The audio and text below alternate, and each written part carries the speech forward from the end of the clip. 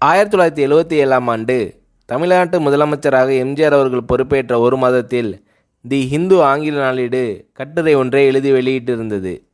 அதில் முதலமைச்சர் பதவி என்பது அதிகாரம் வாய்ந்தது அல்ல, அதிகாரமும் பணபலமும் உள்ள பலரை தினமும் சந்திக்க வேண்டிய ஓர் இடமே தவிர அதிகாரம் குவிந்துள்ள இடமல்ல என்று எம்ஜிஆர் கூறியிருப்பதை பார்த்தால் அவர் முதலமைச்சர் பதவி என்பது எவ்வளவு கடுமையானது என்பதை உணர்ந்திருக்கிறார் என்பதை தெளிவுபடுத்துகிறது.